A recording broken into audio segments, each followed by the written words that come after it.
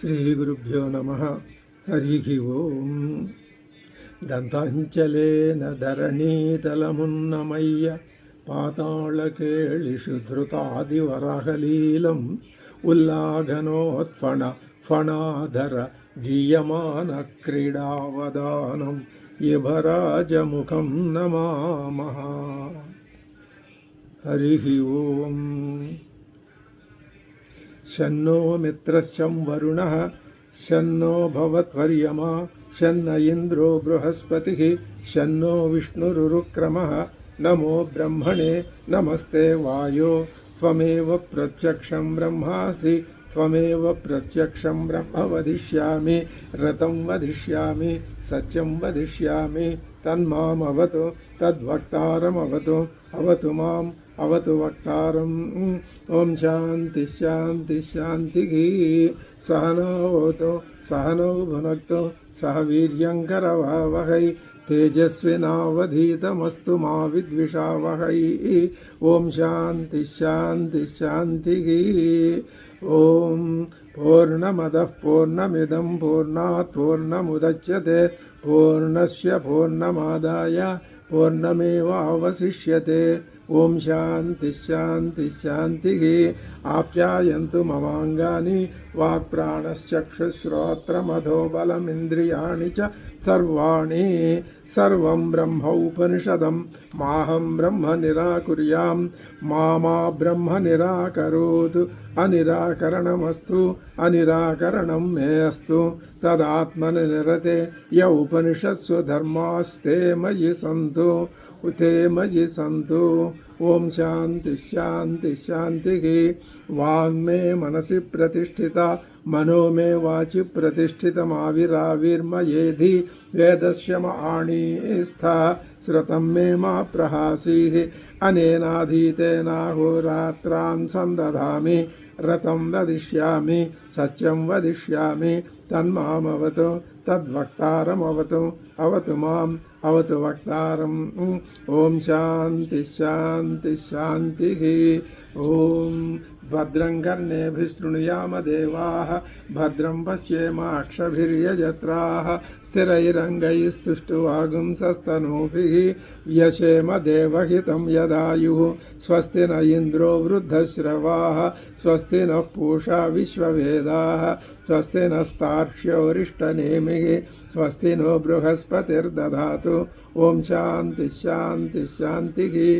యో బ్రహ్మాణం విదధాతి పూర్వం యో వై వేదాంశ్చ ప్రహిణోతి తస్మై తగుంహదేవం ఆత్మబుద్ధిప్రకాశం ముముక్షుర్వై శరణమహం ప్రపద్యే.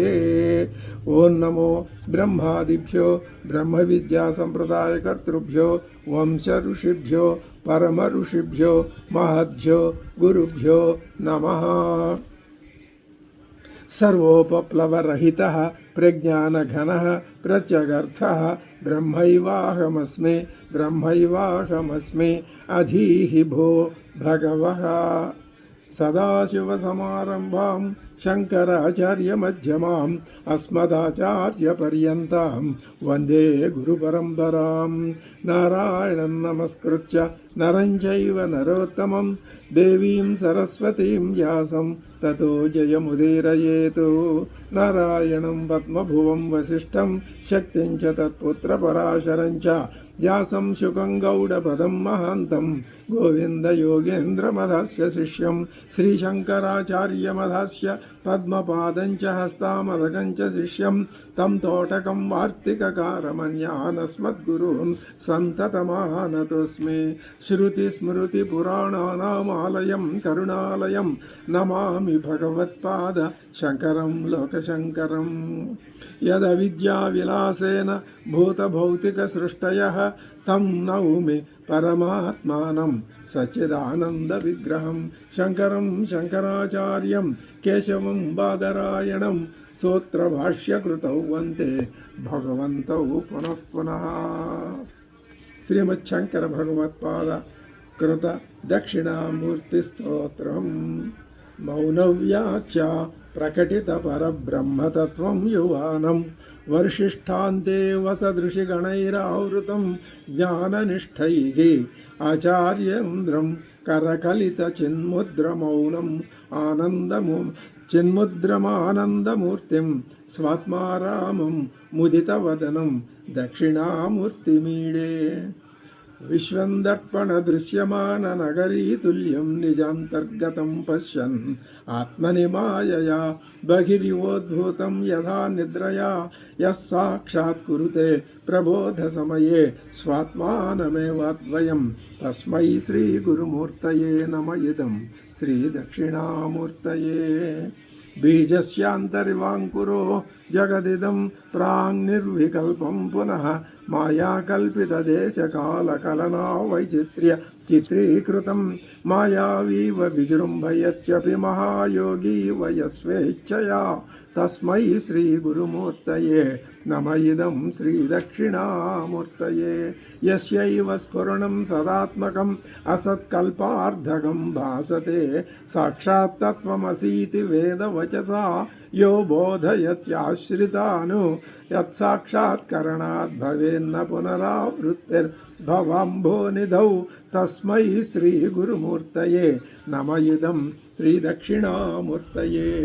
నానాఛిద్రఘటోదరస్థితమహాదీపప్రభాభాస్వరం జ్ఞానం యస్య తు చక్షురాదికరణద్వారా బహిస్పందతే జానామీతి తమేవ భాంతమనుభాత్యేతత్సమస్తం జగతు తస్మై శ్రీ గురుమూర్తయే నమ ఇదం శ్రీ దక్షిణామూర్తయే. దేహం ప్రాణమపీంద్రియాణ్యపి చలాం బుద్ధిం చ శూన్యం విదుః స్త్రీబాలాంధజడోపమాస్త్వహమితి భ్రాంతా భృశం వాదినః మాయాశక్తివిలాసకల్పితమహావ్యామోహసంహారిణే తస్మై శ్రీ గురుమూర్తయే నమ ఇదం శ్రీ దక్షిణామూర్తయే. రాహుగ్రస్త దివాకరేందు సదృశో మాయా సమాచ్ఛాదనాత్ సన్మాత్రః కరణోపసంహరణతో యో భూత్ సుషుప్తః పుమాను ప్రాగస్వప్స్వమితి ప్రబోధ సమయే యః ప్రత్యభిజ్ఞాయతే తస్మై శ్రీ గురుమూర్తయే నమ ఇదం శ్రీ దక్షిణామూర్తయే. బాల్యాదిష్వపి జాగ్రదాదిషు తథా సర్వాస్వవస్థాస్వపి వ్యావృత్తాస్వనువర్తమానం అహమిత్యంతఃస్ఫురంతం సదా స్వాత్మానం ప్రకటీకరోతి భజతాం యో భద్రయా ముద్రయా తస్మై శ్రీ గురుమూర్తయే నమ ఇదం శ్రీ దక్షిణామూర్తయే. విశ్వం పశ్యతి కార్యకారణతయా స్వస్వామి సంబంధతః శిష్యాచార్యతయా తథైవ పితృపుత్రాధ్యాత్మనా భేదతః స్వప్నే జాగ్రతి వా యయేష పురుషో మాయా పరిభ్రామితః తస్మై శ్రీ గురుమూర్తయే నమ ఇదం శ్రీ దక్షిణామూర్తయే. భూరంభాంస్యనలో నిలోంబరమవర్ణాదో హిమాంశుః పుమానిత్యాభాతి చరాచరాత్మకమిదం యస్యైవ మూర్ఛష్టకం నాన్యత్కించన విద్యతే విమురశతాం యస్మాత్ పరస్మాద్ విభోః తస్మై శ్రీ గురుమూర్తయే నమ ఇదం శ్రీ దక్షిణామూర్తయే. సర్వాత్మత్వమితి స్ఫుటీకృతమిదం యస్మాదముష్మిన్ స్తవే తేనాస్య శ్రవణాత్ తదర్థమననాత్ ధ్యానాచ్చ సంకీర్తనాత్ సర్వాత్మత్వ మహావిభూతి సహితం స్యాద్ ఈశ్వరత్వం స్వతః సిద్ధ్యేత్ తత్పునరష్టధా పరిణతం చైశ్వర్యమవ్యాగతం. వటవిటపి సమీపే భూమిభాగే నిషణ్ణం సకలమునిజనానాం జ్ఞానదాతారమారాత్ త్రిభువన గురుమీశం దక్షిణామూర్తిదేవం జనన మరణ దుఃఖచ్ఛేద దక్షం నమామి. చిత్రం వటతరోర్మూలే వృద్ధాః శిష్యాః గురుర్యువా గురోస్తు మౌన వ్యాఖ్యానాత్ శిక్షాత్సు చిన్న సంశయాః. అంగుష్ఠతర్జనీ యోగముద్రావ్యాజేన సేవినాం శృత్యర్థం బ్రహ్మజీవైక్యం దర్శయన్నోవతాచ్యవః. నమః సర్వేషు భూతేషు తిష్టంతం పరమేశ్వరం మన్నాదం పరమాత్మానం ప్రణతోస్మి సదాశివం. శ్రీ గురుభ్యో నమః. మనం మొట్టమొదటగా ఈశావాస్యోపనిషత్తుతో ప్రారంభం చేద్దాం.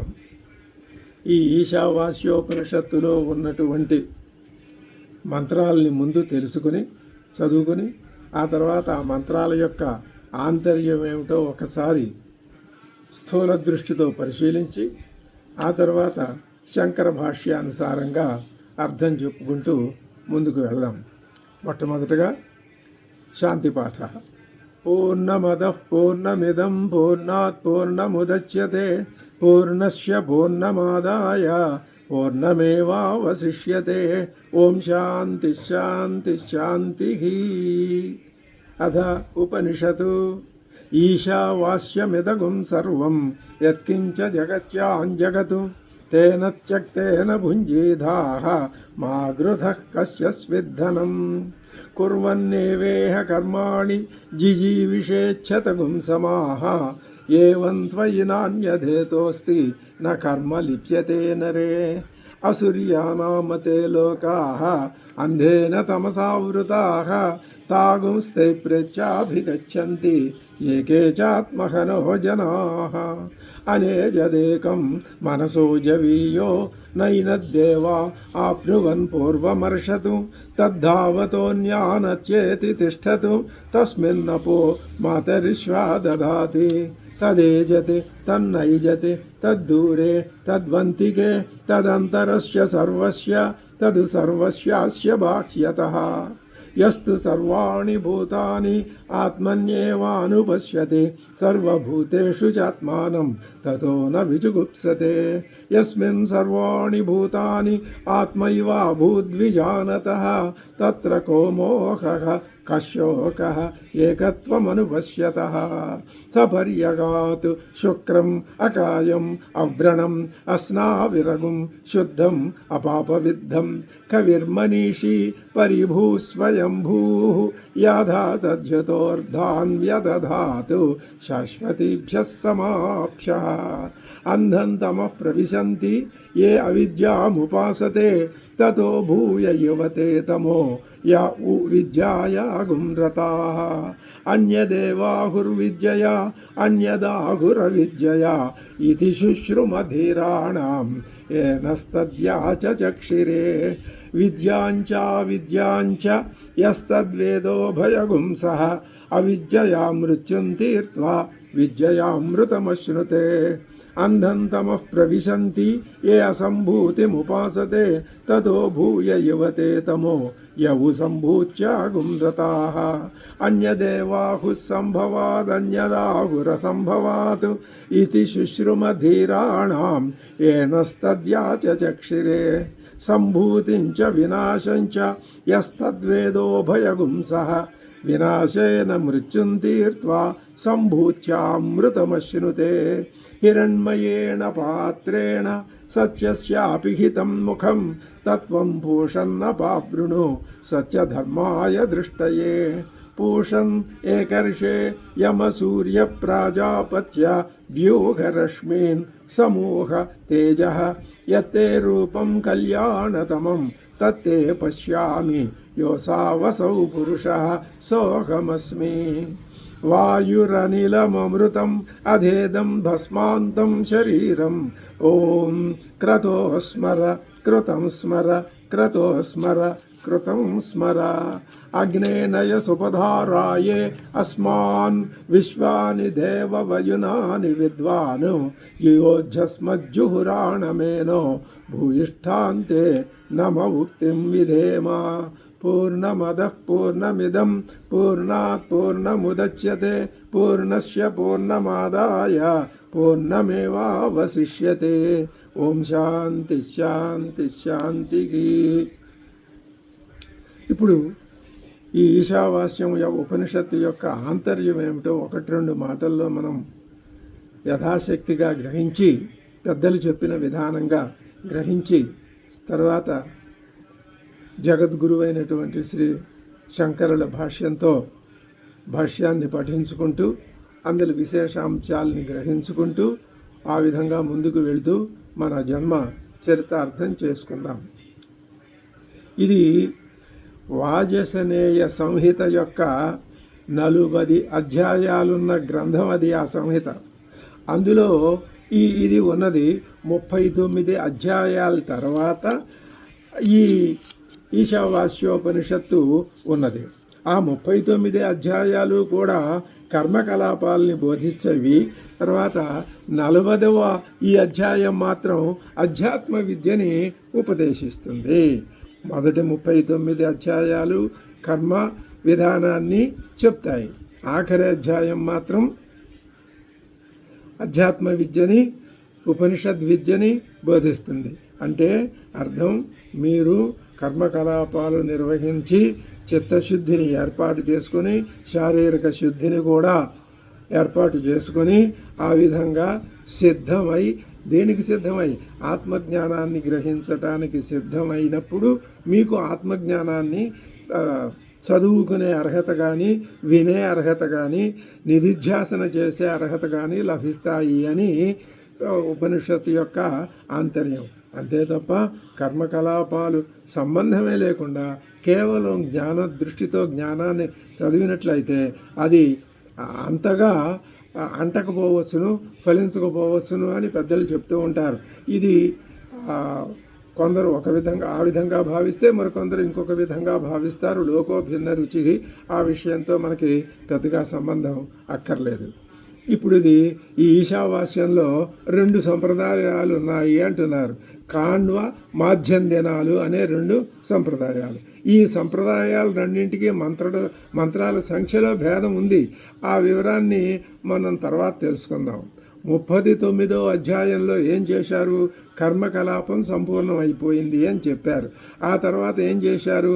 ఆ కర్మకలాపాన్ని ఈశ్వరార్పణం చెయ్యమనే విషయం కూడా మనకు అక్కడ కనిపిస్తున్నదని చెప్తున్నారు.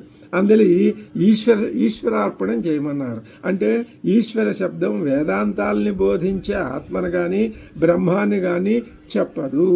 మరి ఏం చెప్తుంది? ఈశ్వర శబ్దానికి మూర్తివంతమైన వస్తువు అని అర్థమట. మరి ఈ 39 అధ్యాయాల్లో ఫల నిరపేక్షంగా ఈశ్వరార్పణ బుద్ధితో కర్మల్ని ఆచరించడానికి అంగీకరిస్తోంది వేదం. ఈ అదనును పురస్కరించి ఇప్పుడు ఈశావాస్యం ఏం చెప్తోంది? పై భాష్యాల్ని, వివరణాల్ని రచించిన ప్రాచీన నవీనుల్లో అంతులేని కలవరం సంభవించింది. ఏం చెప్పారు? ఆ కర్మకలాపాన్నంతటినీ ఈశ్వరార్పణం చేయమన్నారు. తర్వాత 40వ అధ్యాయం ఈశావాస్యం అని ప్రారంభమవుతున్నది. ఈ సందర్భంగా కొన్ని అభిప్రాయ భేదాలు ఏర్పడి ఉండవచ్చు. అవి మనకు అనవసరం. ఈశావాస్య ఉపనిషత్తులోని 18 మంత్రాలు కూడా చక్కగా శ్రావ్యమైన మంత్రాలు. అవి సులభమైన శైలిలో ఉన్నాయి. ఒక్కసారి ప్రతిపదార్థం తెలుసుకొని ఆ అర్థాలని మనస్సుకు భావన చేసుకుంటే ఆ తర్వాత కాలంలో ఆ ఉపనిషత్తుని చదువుకుంటూ ఉన్నా, వింటూ ఉన్నా, శ్రవణం చేస్తూ ఉన్నా ఆ అర్థం మనస్సులో తోచి మనకి అది ఏ ఫలితాన్ని సాధిస్తుందో ఆ ఫలితం మనకి లభిస్తుంది అని పెద్దలు మనకి చెప్తారు. ఆ మంత్రాల ఆంతర్యం తెలుసుకోవటం అంత తేలిక కాదు. అది దురవగాహం అని కూడా తెలుస్తుంది. ఎందుకంటే ఉపనిషత్తు గంభీరమైన విషయాల్ని చాలా గంభీరంగానే లోతుగానే చెప్తుంది. ఎవరంటే వాళ్ళకి ఎలా పడితే అలా అది తెలుసుకోవటానికి వీలయ్యేది కాదు. అర్హత ఉన్నవాళ్ళు, అధికార సంపద ఉన్న వాళ్ళకి మాత్రమే తెలుసుకునే అవకాశం ఉంటుంది. ఈశావాస్యంలో మొట్టమొదటి మంత్రం ఈశావాస్యమిదగం సర్వం యత్కించ జగత్యాం తేన త్యక్తేన భుంజీధాః మా గృథః కశ్యస్విద్ధనం. ఈ మంత్రం ఏం చేస్తోంది అంటే నివృత్తి ధర్మాన్ని బోధిస్తోంది అని చెప్తున్నారు. రెండవ మంత్రం కుర్వన్నేవేహ కర్మాణి జిజీవిషేచ్ఛతగుం సమాహ ఏవం త్వయి నాణ్యధేతోస్తి న కర్మ లిప్యతే నరే. ఇది ప్రవృత్తి ధర్మాన్ని బోధిస్తున్నది అని చెప్తున్నారు. వేదం 2 ధర్మాలని బోధించింది. నివృత్తి ధర్మం, ప్రవృత్తి ధర్మం. 2 ప్రధానమైనవే. నివృత్తి ధర్మం అది స్వతంత్రంగా ఉంటుంది, కానీ ప్రవృత్తి ధర్మం దానికి బాసటగా నిలబడుతుంది. అంటే నువ్వు ప్రవృత్తిలో బాగా పరిపూర్ణుడవయ్యి దాని యొక్క ఆంతర్యాన్ని మనస్సుకు పట్టించుకున్నట్లయితే సహజంగానే నీ మనస్సు నివృత్తి వైపుకు వెళుతుందని దాని భావం. కాబట్టి ఒకసారి ప్రవృత్తి ధర్మం ప్రారంభమైందంటే అది క్రమక్రమంగా నివృత్తిలోకి వెళ్ళి అక్కడ అందులో ప్రవిలాపనమైపోయి కేవలం నివృత్తి ధర్మం మాత్రమే మిగులుతుంది. అంటే ప్రవృత్తి రూపంలో ఉన్నటువంటి జీవుడు తన యొక్క ప్రయాణం ప్రారంభించి క్రమక్రమంగా ప్రవృత్తిని అనుకరిస్తూ చేస్తూ తన జీవత్వాన్ని విడిచిపెట్టుకుని నివృత్తిలో లీనమైపోతాడు. లీనమైపోతే ఏముంటుంది? ఏమీ ఉండదు. ఏది ఉండాలో అదే ఉంటుంది తప్ప ఇంకా మిగిలినవి ఏవి ఉండవు. ఇది మొట్టమొదట ఈశావాస్యం లోకానికి చెప్పినటువంటి పరమార్థం. మొట్టమొదటి మంత్రము నివృత్తి ధర్మాన్ని చెప్పింది, రెండవ మంత్రము ప్రవృత్తి ధర్మాన్ని చెప్తున్నది. అది ఎందుకండి? నివృత్తి ముందు తర్వాత ప్రవృత్తి ముందు తర్వాత నివృత్తి అని కదా చెప్పారు. అలాంటప్పుడు ప్రవృత్తి ధర్మాన్నే ముందు చెప్పవచ్చు కదా? కాదు, నివృత్తే ప్రధానం. అదే చివరికి మిగిలేది, శాశ్వతంగా ఉండేది. ఈ ప్రవృత్తి అందులో లీనమైపోయేదే. ఆ ఉద్దేశంతో మొట్టమొదటి ఈశావాస్యం, పైగా అంతకు పూర్వం 39 అధ్యాయాల్లోనూ కర్మకలాపాలను ఆచరించి ఈశ్వరార్పణం చేయమన్నారు. ఆ ఈశ్వరుడు అక్కడ సగుణ స్వరూపుడైతే ఇక్కడ నిర్గుణ స్వరూపుడు అనే భేదాన్ని తెలియజేయటానికి కూడా ఈశావాస్యం అనే మంత్రాన్నే ముందు చెప్పారు. కాబట్టి ఈ ధర్మాలు రెండింటినీ ఆధారం చేసుకుని ఇంకొక మాట చెప్తున్నారు. శ్రీకృష్ణ పరమాత్మ అర్జునుడిని వంకగా పెట్టుకొని భగవద్గీతని ఉపదేశించాడు. ఈ విషయం మనకు ఎవరు చెప్పారు? శంకర భగవత్పాదులు భగవద్గీతకి భాష్యాన్ని ప్రసాదిస్తూ మొట్టమొదటి వాక్యం ఇదే చెప్పారు అక్కడ. అది ఇందులో పైగా ఇంకొక పోలిక కూడా ఉన్నది. లోకంలో పెద్దలు చెప్తారు, భగవద్గీతలో 18 అధ్యాయాలు ఉన్నాయి, ఈశావాస్యంలో 18 మంత్రవర్ణాలు ఉన్నాయి. భగవద్గీత ప్రవృత్తి నివృత్తి ధర్మాలని చెప్పింది. ఈశావాస్యం మొదటి 2 శ్లోకాల్లో ప్రవృత్తి నివృత్తి ధర్మాలని చెప్పింది. ఈశావాస్య ఉపనిషత్ స్వరూపుడే శ్రీకృష్ణ పరమాత్మ. ఈశావాస్యం ఏమిటి, నాకు అర్థం కావట్లేదు అని అనుకున్నట్లయితే దానికి నువ్వు ఒక రూపాన్ని కల్పించుకోవాలి అని అనుకున్నట్లయితే, రూపం లేకపోతే నాకేం తెలియదండి, నేనేం ఊహించలేను అని జీవధర్మాన్ని కనుక నువ్వు ప్రకటించి అందుకు లోబడిపోయి విలపిస్తూ కూర్చుంటే అప్పుడు ఉపనిషత్తు ఏం చేసింది? నువ్వు శ్రీకృష్ణుడిగా భావన చేసుకో. ఉపనిషత్తే కృష్ణుడు, కృష్ణుడే ఉపనిషత్తు. ఆ కృష్ణుడు చెప్పిందే భగవద్గీత. ఈ ఉపనిషత్తులు వేదం అంతా ఆయన నోటి నుంచి వచ్చిందే. ఆయనే వేదము, పరమాత్మే వేదము, పరమాత్మే ఈ సృష్టి వేదము. ఇంతటి అవినాభావ సంబంధాన్ని కనుక నువ్వు ఊహించుకున్నట్లయితే నీకు చాలా తేలిగ్గా విషయం అర్థమయ్యే అవకాశం నీ ముందు ఉంటుంది. ఈ రెండో మంత్రానికి శంకర భగవత్పాదులు వ్యాఖ్యానం రాస్తూ ఏమన్నారంటే, అధా ఇతరస్య అనాత్మజ్ఞతయా ఆత్మగ్రహణ అశక్తస్య ఇదం ఉచ్యతే. భగవత్పాదుల యొక్క భాష్యం లేనిదే మనకి ఒక్కొక్కసారి ఏది ఏమిటో అనే విషయం కూడా తెలియదు. ఆయన ఏమంటున్నారు ఇప్పుడు? ఏమయ్యా, మొట్టమొదటి మంత్రంలో మేము నివృత్తి ధర్మం చెప్పాము. ఆ నివృత్తి ధర్మం అందరికీ అందుబాటులోకి రాదు. ఒకవేళ ఉన్నా ఏదో పైపైన తెలుసుకోవడమే తప్ప దాని ఆంతర్యం తెలుసుకునేంతటి చిత్తశుద్ధి ఉండకపోవచ్చును. అది జీవ లక్షణం, లోక లక్షణం అది. ఎందుకంటే జీవుడిగా పుట్టి ఇలా పెరిగి ఎన్ని వందల వేల జన్మల నుంచో ఇలా ఉన్నాడు. ఇప్పుడంటే ఏదో వైరాగ్య దృష్టి ఏర్పడింది కాబట్టి ఈశావాస్యం అనే మంత్రం చదివాడు, నోటితో ఉత్తరించాడు, చెవులతో విన్నాడు, గురువు దగ్గర కూర్చొని నేర్చుకున్నాడు, ఆ యోగం సిద్ధించింది అని అనుకోవచ్చు. అయినా అది పూర్తిగా వదలలేదు అనుకుంటే అప్పుడు అది ఇతరస్య అంటే ఆధ్యాత్మిక దృష్టి తక్కువగా అసలు లేని వాళ్ళని అనకూడదు. ఆధ్యాత్మిక దృష్టి ఏమాత్రం తక్కువగా ఉన్నా అటువంటి ఇతరులకి అనాత్మజ్ఞతయా, అధ్యాత్మ దృష్టి లేదు కదా, ఆత్మజ్ఞానం తెలుసుకుందామనే సీరియస్ ఆలోచన లేదు కదా, వాళ్ళకి అతడు కూడా ఇంకా ఎలాంటి ఆత్మగ్రహణ అశక్తస్య, ఆత్మజ్ఞానాన్ని తెలుసుకోవటంలో శక్తి సామర్థ్యాలు చాలటం లేదు. అటువంటి వాడికి ఇదముచ్యతే. ఈ రెండో శ్లోకం చెప్తున్నారు, ఇంకా కొంతకాలం నువ్వు ప్రవృత్తి ధర్మంలోనే ఉండు. ఇప్పుడు మనకి ప్రశ్నోపనిషత్తులో 6 ఋషులు, వాళ్ళు మహర్షులే. వాళ్ళు ఏం చేశారు, బ్రహ్మర్షి అయినటువంటి పిప్పలాద మహర్షి దగ్గరికి వెళ్ళి మాకు అనుమానాలు ఉన్నాయి చెప్పండి అంటే ఆయన ఏమన్నాడు, మీరు 1 సంవత్సరం పాటు ఇక్కడ ఉండండి అన్నాడు. వాళ్ళు ఋషులే, వాళ్ళు తక్కువ వాళ్ళేం కాదు, వాళ్ళకి బ్రహ్మజ్ఞానం కావాలి, అది సొంతంగా నేర్చుకుంటే రాదు, గురుముఖతగానే రావాలి. అందుకని వాళ్ళు 1 సంవత్సరం పాటు ఉండి ఈశావాస్యంలో ముందు చెప్పిన 39 మంత్రవర్ణాల్లో విధించబడినటువంటి కర్మకలాపం ఏదుందో అది అందులో వాళ్ళు పూర్తిగా నిష్ణాతులు. ఈ రోజుల్లో మానవుడు ఎవడైనా అంత పాండిత్యం ఉంటే తానే గొప్పగా ఇదైపోయి ప్రకటిస్తూ ఉంటాడు. కానీ వాళ్ళకి అటువంటి అహంభావం అనేది లేదు. ఆ విషయాన్ని మనం ఇక్కడ గుర్తుకు తెచ్చుకోవచ్చు. అధా ఇతరస్య అనాత్మజ్ఞతయ ఆత్మగ్రహణ అశక్తస్య ఇదం ఉచ్యతే అని శంకర భగవత్పాదులు చెప్పారు. కాబట్టి ఏం చెప్పారు వాళ్ళకి, కుర్వన్నేవేహ కర్మాణి అనే ఆ విషయాన్ని గురించి ఆయన వాళ్ళకి చెప్పాడు. కాబట్టి ఈ మొదటి 2 మంత్రవర్ణాలు విభిన్నమైనటువంటి ప్రవృత్తి పద్ధతిలో వెళ్ళేటటువంటి ఈ 2 తెగలకు చెందినటువంటి సాధకులకి 2 తెగలని చెప్తున్నాం, కానీ 2 ఒకటే. రెండవది ప్రవృత్తి ధర్మం నివృత్తి ధర్మానికి తోడు కావాలి. అందులో ఉన్నటువంటి ఆ ఐక్యతని మనం భావించాలే తప్ప ఇది వేరు అది వేరు, ఇది ఉత్తరం అది దక్షిణం అది తూర్పు ఇది పడమర అనేటటువంటి పూర్తి వైరుధ్యయుతమైనటువంటి భేదం వాటికి లేదు.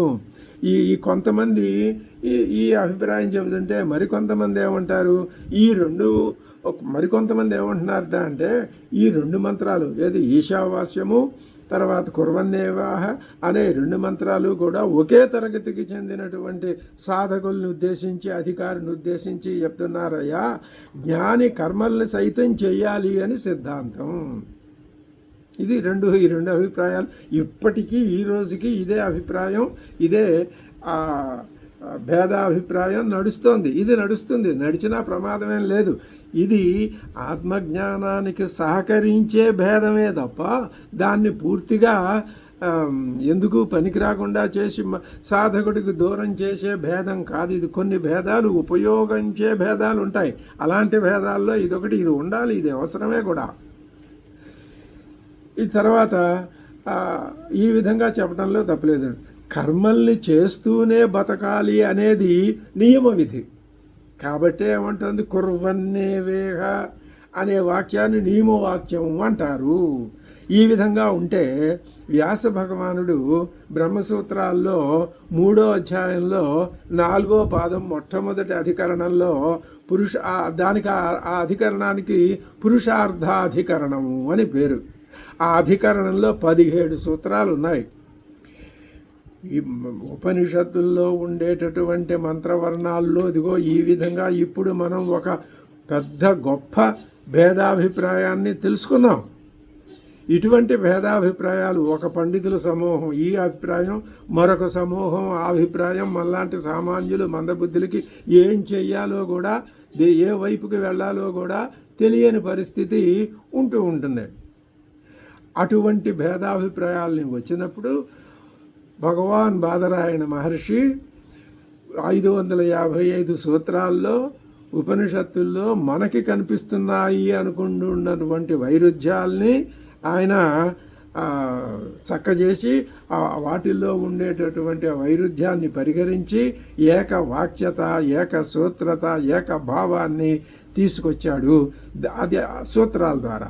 ఆ సూత్రాలకి శంకర భగవత్పాదులు, ఆయన జగద్గురువులు, ఆయన యొక్క భాష్యం లేనిదే ఏమీ తెలియదు.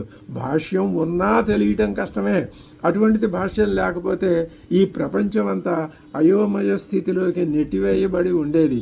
ఇవాళ ప్రపంచంలో జ్ఞానపు వెలుగు కిరణాలు ప్రసరిస్తున్నాయి అంటే దానికి మూల కారణం ఆ శంకర భగవత్పాదులే.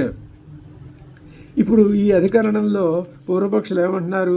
జ్ఞానం స్వతంత్రంగా పురుషార్థానికి హేతువు కాదయ్యా, జ్ఞాన కర్మల్ని రెంటిని ఒక్కడే ఆచరించాలి అని అంటారు. కేవలం జ్ఞానం నీకు పురుషార్థాన్ని తీసుకురాదు, కర్మలు చేయాలి. ఈ కర్మలు ఒకడు చేసి జ్ఞానం ఇంకొకడు కాదు. ఒక వ్యక్తే కర్మల్ని చేసి కర్మల్ని చేస్తూనే జ్ఞాన మార్గంలో కూడా వెళ్ళాలి. ఇప్పుడు ఈనాడు బలీయంగా ఉన్న అభిప్రాయం ఇదే, వాదం కూడా ఇదే. ఈనాడు పెద్దలందరూ ఆచరించే విధానం కూడా ఇదే. దీనికి ఎక్కడో అది 100కి 90 మంది ఎక్కువ మంది ఈ విధానాన్ని అనుసరిస్తుంటే ఎక్కడో ఒకళ్ళిద్దరూ దీనికి వ్యతిరేకమైన విధానాన్ని అనుసరిస్తూ ఉంటారు. అది లోకో భిన్న రుచి, అది పెద్ద సమస్య ఏమీ కాదు. ఈ విధంగా ఈ సందర్భంలో పూర్వపక్షులు పై పురుషార్థాధికరణంలో నియమాచ అన్నారు. అది పూర్వపక్షులు చెప్పిన సూత్రం. అది ఎన్నో సూత్రం అంటే బ్రహ్మసూత్రాల్లో 3వ అధ్యాయంలో 4వ అధికరణంలో 7వ సూత్రం. అంటే నియమాచ అంటే కర్మల్ని ఆచరించి తీరాలి అనే నియమం ప్రకారం ఆ నియమం ఉండటం వల్ల ఇప్పుడు మేము చెప్పినటువంటి ఈ వాదానికి బలమైనటువంటి పునాది ఏర్పడుతోంది. ఏమిటా బలమైన వాదం అంటే ఒకే వ్యక్తి కర్మల్ని ఆచరిస్తూ జ్ఞాన మార్గంలో కూడా వెళ్ళాలే తప్ప కేవలం జ్ఞాన మార్గంలో నేను వెడతానని కూర్చుంటే పనికి రాదు అని పెద్ద నిర్ణయం. అది దానికి బ్రహ్మసూత్రాల్లో నీ సూత్రాన్ని చూపించారు. నియమాచ అనే సూత్రాన్ని కూడా ఇక్కడ వాళ్ళు చూపిస్తున్నారు. ఇప్పుడు ఈ పూర్వపక్షుల అభిప్రాయానికి సమాధానం ముందు ఆయన పూర్వపక్షం చెప్పి ఎవరు బాదరాయణ మహర్షి ఇప్పుడు దానికి సూత్రంగా దానికి సమాధానంగా మరొక సూత్రం చెప్తున్నాడు. నా అవిశేషాత్, ఇది 13వ సూత్రం అన్నాడు. ఈ సూత్రం మీద శంకర భగవత్పాదులు వ్యాఖ్యానం రాస్తూ ఇప్పుడు మనం ఈ విషయం ఎందుకు చెప్పుకుంటున్నాము అంటే అసలు ముందు ఉపనిషత్తు ఎందుకు వచ్చింది, అది ఏ దృక్పథాన్ని మనలో కలిగించడానికి వచ్చింది, మనలో ఉన్న అర్హత ఏమిటి అనేది మనం పరీక్ష చేసుకోవటానికి ఏ విధంగా మనకు ఉపయోగిస్తుంది అన్న అనేక విషయాలని సూచించడానికి ఉపనిషత్తు వచ్చింది. అవన్నీ సూచిస్తున్నారు. అక్కడ శంకర భగవత్పాదులు ఏమన్నారు తెలిసిన? కుర్వన్నేవేహ కర్మాణి జిజీవిషేత్ ఇత్యేవమాదిషు నియమశ్రవణేషు న విదుషః ఇది విశేషో అస్తి అవిశేషేణ నియమ విధానాత్ అన్నారు. అంటే కుర్వన్నేవేహ కర్మాణి జిజీవిషేచ్చతగుం సమాహ అనే మంత్రవర్ణంలో ఇక్కడ నియమశ్రవణేషు న విదుషః ఇది విశేష. ఆ నియమాల్ని చెప్పేటప్పుడు న విదుషః అనేటటువంటి విశేషం అక్కడేం చెప్పలేదుగా. అవిశేషేణ నియమ, వీళ్ళకే వాళ్ళకే అని చెప్పలేదు. అవిశేషంగానే విశేషరహితంగానే ఆ నియమాన్ని ఆ విధిని విధించారు. అంటే కుర్వన్నేవేహ అనే మొదలైన నియమ విధుల్లో సామాన్యంగా కర్మల్ని ఆచరిస్తూ బతకాలనే నియమం కనబడుతుందే తప్ప విద్వాంసుడు కర్మల్ని ఆచరిస్తూనే బ్రతకాలి, బ్రతుకుతూనే జ్ఞాన మార్గంలో కూడా వెళ్ళాలి అనే విధి ఏమీ అక్కడ కనపట్టలేదు కదా. కాబట్టి ఎవరికి ఇష్టం ఉంటే కేవలం జీవితం అంతా కర్మ మార్గంలోనే గడపాలనుకుంటున్నారా, గడపండి. ఇది భగవత్పాదులు ఇచ్చినటువంటి లైసెన్స్ అన్నమాట. లేదు రెండూ కలిపి జరపాలనుకుంటున్నారా, జరపండి. లేదు కేవలం నేను ఇప్పటికీ ఇంతకు పూర్వం నేను జన్మల్లో అనేకమైనటువంటి కర్మని విధి విహిత కర్మల్ని నిర్వహించినటువంటి ఆ వాసనా జ్ఞానం నాకు ఉన్నది.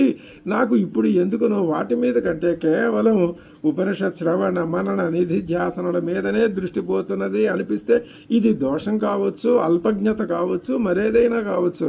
కానీ ఆ జీవుని యొక్క ప్రేరణ శ్రవణ మరణ నిధిధ్యాసల మీదకే పోతుంది తప్ప మీరు ఇలా ఉండాలి అనుకుంటే ఇలానూ ఉండొచ్చు అని 3 మార్గాల్ని భగవత్పాదుల వారు సూచించారు. ఇది అస్మదాదులకి ఊరటనిచ్చేటటువంటి విషయం. ఇది ఈ విధంగా చెప్పారు. అంటే మనకి ఇప్పుడు ఈ ఉపనిషత్తుని గురించి ఒక చక్కటి స్పష్టమైనటువంటి అవగాహన ఏర్పడింది. ఉన్న 2 పద్ధతులు ఏమిటో తెలిసినాయి. ఆ 2 పద్ధతుల్లో 2 పద్ధతులు ఆ సాధకుడికి ఆచరింపదగినవే అనే విషయం తెలిసింది. ఈ పూర్వరంగాన్ని దృష్టిలో పెట్టుకొని ఇంకా తర్వాత అక్కడక్కడ ఏ విశేషాలు వస్తూ ఉంటే ఆయా విశేషాలు ఆయా సందర్భానుసారంగా మనం వాటిని తెలుసుకుంటూ ఉంటాం. కాబట్టి నెమ్మదిగా మనం ఇప్పుడు ఉపనిషత్తులో ప్రవేశిద్దాం. మొట్టమొదటిగా దేనికైనా శాంతి పాఠం అన్నది అవసరం. శాంతి పాఠాన్ని ఇప్పుడు ఈ ఈశావాస్యోపనిషత్తుకి శాంతి పాఠం ఎలా ఉన్నది అంటే, ఓం పూర్ణమదః పూర్ణమిదం పూర్ణాత్ పూర్ణముదచ్యతే పూర్ణస్య పూర్ణమాదాయ పూర్ణమేవ అవశిష్యతే. ఇది మంత్రవర్ణం. దీన్ని పదచ్ఛేదం చూస్తే పూర్ణం అదః పూర్ణం ఇదం పూర్ణాత్ పూర్ణం ఉదచ్యతే పూర్ణస్య పూర్ణం ఆదాయ పూర్ణం ఏవ అవశిష్యతే. ఇది పదచ్ఛేదం.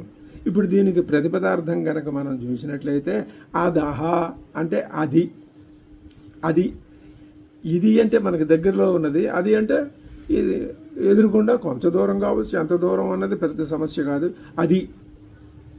అది పూర్ణమైనది, అది పూర్ణమైనది. అధః పూర్ణం, అది పూర్ణమైనది. ఈ అది అంటే ఏది? ఇది కానిది అది. ఇది అంటే ఏది? నీ కంటికి కనిపించేది ఏదైతే ఉన్నదో, నువ్వు సృష్టింపబడిందని దేన్నైతే అనుకుంటున్నావో, నేను ఎవరినైతే అనుకుంటున్నావో, ఇదంతా ఇదే. ఇది కానిది అది ఏమిటి? అది ఎక్కడుంది? అది తెలుసుకోవటం కోసమే మనం ఉపనిషత్తు యొక్క అధ్యయనం చేస్తున్నాం. అది తెలుసుకున్నట్లయితే మన జన్మ